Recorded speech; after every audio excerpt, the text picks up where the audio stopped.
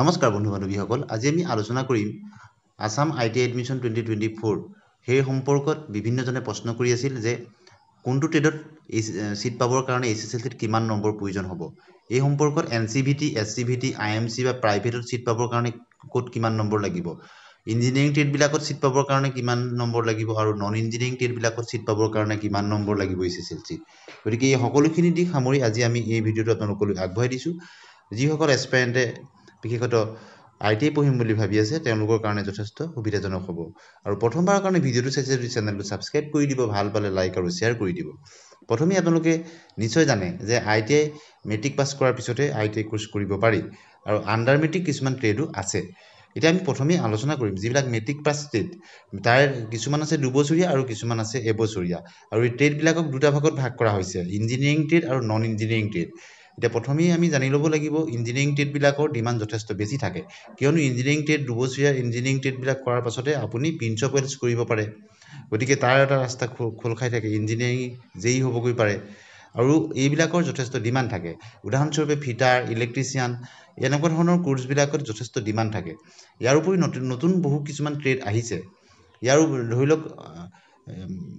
আৰু এটা ট্ৰেড আছে খুব ডিমান্ড থকা যেটো স্টেনোগ্ৰাফাৰ ট্ৰেডটো হ'লে আপুনি কোৰ্টবিলাকত কোৰ্ট কাছাৰীত সিট পোৱাৰ যথেষ্ট হাই কোৰ্টত বা সুপ্ৰিম কোৰ্টতে হওক বা ডিষ্ট্ৰিক্ট কোৰ্টবিলাকত আপুনি স্টেনোগ্ৰাফাৰৰ কাৰণে সিট পোৱাৰ যথেষ্ট সুযোগ থাকে গতিকে এই যিবিলাক ইঞ্জিনিয়াৰিং ট্ৰেড এইবিলাকত চৰকাৰী যিবিলাক আইটিআই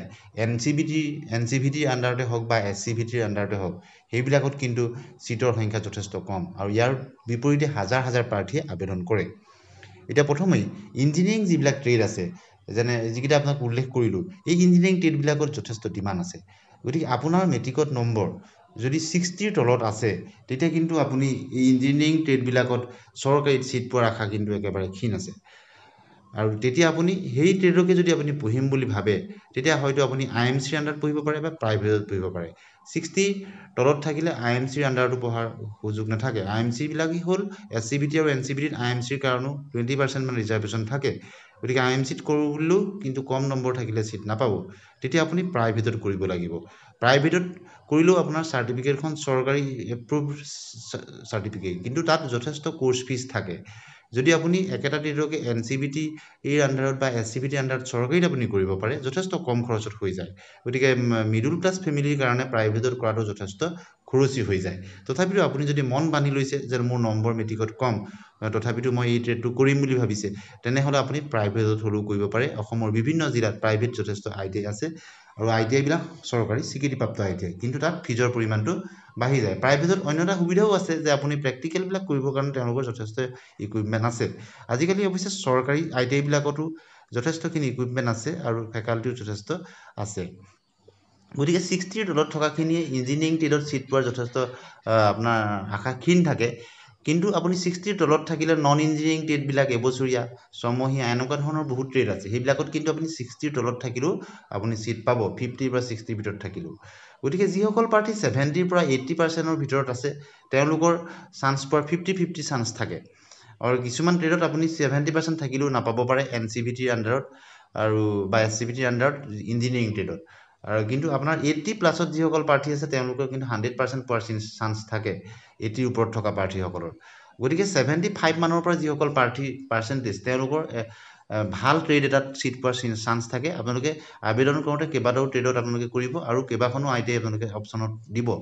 আৰু যদি আপুনি যিটো ট্ৰেডত কৰিব বিচাৰে সেইটোত সিট পায় তেতিয়া আপুনি কৰিব আৰু যদি আপুনি নাপায় তেতিয়া আপুনি আইএমসিৰ আন্ডাৰত বা প্ৰাইভেটত হলেও কৰাৰ চিন্তা কৰিব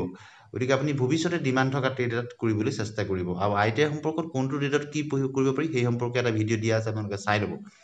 গতিকে আজি আমি কেনে ধৰণৰ হ'ব পাৰে গতিকে কম নম্বৰ থকা সকলৰ মেট্ৰিকত তেওঁলোকে নন ইঞ্জিনিয়াৰিং ট্ৰেড বিলাক এবছৰীয়া ট্ৰেড বিলাক কৰিব পাৰে বা ছমহীয়া ট্ৰেড বিলাক কৰিব পাৰে সেইবিলাকত কৰিলে কিন্তু চৰকাৰীতকৈ প্ৰাইভেট চাকৰিত সেক্টৰতে আপোনাৰ চাকৰি পোৱাৰ সুবিধা থাকে আৰু আন্ডাৰ মেট্ৰিক কিছুমান ট্ৰেডো আছে আৰু এতিয়াবিলাকত আপোনালোকে খবৰ ল'ব সেইবিলাক কৰিলেও কিন্তু যথেষ্ট ডিমান্ড আছে নম্বৰ কম থকা প্ৰাৰ্থীসকলে একেবাৰে নকৰাতকৈ যদি আপুনি চৰকাৰীতেই কৰিম বুলি ভাবিছে গতিকে প্ৰথম চান্সটো হ'ল যিসকলৰ নম্বৰ ভাল তেওঁলোকে এনসিভিটিৰ আন্ডাৰতে ভাল ইঞ্জিনিয়াৰিং ট্ৰেডত সিট পোৱাৰ চান্স থাকে আৰু এসসিভিটিৰ আন্ডাৰতো সিট পোৱাৰ চান্স থাকে আৰু আইএমসি বিলাকতো সিট পোৱাৰ চান্স থাকে গতিকে যদি আমি চাওঁ 70 পৰা 80 লৈকে থকা প্ৰাৰ্থীসকলৰ যিকোনো এটাত কিন্তু সিট পাই যোৱাৰ চান্স থাকে ইঞ্জিনিয়াৰিং ট্ৰেডৰ ক্ষেত্ৰত এনচিভিটি হওক এছচিভিটি হওক বা আইএমচিত হওক আৰু যিসকলৰ 75ৰ পৰা 85 মানৰ ভিতৰত আছে তেওঁলোকে এনচিভিটিতে পাই যোৱাৰ সম্পূৰ্ণ চান্স থাকে গতিকে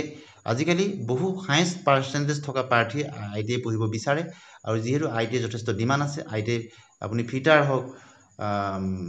ইলেক্ট্ৰিচিয়ান হওক ডিজেল মেকানিক হওক বা আপোনাৰ ষ্টেনোগ্ৰাফাৰ হওক এইবিলাক কোৰ্চ কৰিলে কিন্তু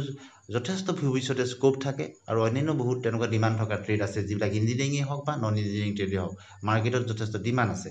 গতিকে আপুনি এইবিলাক কোৰ্সটো কৰাৰ পিছত কিন্তু আপোনাৰ যেটো স্কিলটো আপুনি ডেভেলপ কৰিব লাগিব 2 বছৰ আপুনি প্ৰেক্টিস কৰিব লাগিব আৰু আপোনাৰ যথেষ্ট প্ৰেক্টিক্যাল খিনি আপুনি ভালকে কৰি শিকি ল'ব লাগিব কিন্তু পিছত আপোনাৰ নম্বৰ ভাল হলে আপুনি চাকৰি নাপাব ইন্টাৰভিউ বিলাকত আপোনাৰ প্ৰেক্টিক্যাল বিলাকো চাব হিউ এটা কথা গতিকে পিছত আপুনি এপেন্ডিক্স খাটিব লাগিব কোৰ্সটো কৰাৰ পিছত আৰু তাৰ পিছত আপুনি সম্পূৰ্ণ কামটো পাকৈত হৈ যাব লাগিব তেতিয়াহে আপুনি কিন্তু চাকৰি পাব নহলে আপুনি প্ৰাইভেট কোম্পানীটো আপুনি নাপাব নম্বৰ ভাল হলে কিন্তু নহব প্ৰেক্টিক্যালি যথেষ্ট ভাল হ'ব লাগিব গতিকে পৰৱৰ্তী সময়ত কোনটো ট্ৰেডৰ কাৰণে কিমান পাৰ্চেন্টেজ লাগে সেই কথাও যদি আপোনালোকে জানিব বিচাৰে আপোনালোকে কমেন্ট সেকশনত উল্লেখ কৰিব গতিকে আজি চমুকৈ আপোনালোকক জনালো যে ইঞ্জিনিয়াৰিং ট্ৰেড বিলাকক চিট পাবলৈ হলে এনচিভিটি বা এছচিভিটি চৰকাৰী আপোনাৰ নম্বৰ মিনিমাম 60 ৰ ওপৰত থাকিব লাগিব 60 পৰা 70 ভিতৰত থকাখিনি কিন্তু এনচিভিটি বা এছচিভিটি ইঞ্জিনিয়াৰিং ট্ৰেডত দুবছৰীয়া ট্ৰেডত চান্স পোৱাৰ 50-50 চান্স থাকে আইএমচি লৈকে আপুনি 60 পৰা 70 ভিতৰত থকাখিনি পোৱাৰ সম্ভাৱনা থাকে আৰু 70 পৰা 80% থকাখিনি প্ৰায় 70% মান চান্স থাকে এনচিভিটি আন্ডাৰ চৰকাৰী বিলাকত আৰু যিসকলৰ নম্বৰ কম তেওঁলোকে প্ৰাইভেটত হলেও কৰিব যদি ইচ্ছা কৰে প্ৰাইভেটত হলেও কৰিব পাৰে প্ৰাইভেটত খালি অলপ ফিজটো বেছি হয় আপোনাৰ ডিস্ট্ৰিক্টত থকা বা আপোনাৰ যত সুবিধা হয় প্ৰাইভেট আইডিয়াত আপুনি খবৰ কৰি কোৰ্স ফিজটো চাই আপুনি ভাল ডিমাণ্ড থকা টেটটা আপুনি পঢ়ো বুলিলে কিন্তু পঢ়িব পাৰিব অলপ পইচা খৰচ হ'ব যিসকলে বিএৰ কৰিব পাৰে যিসকলৰ কিছু অসুবিধা তেওঁলোকে নন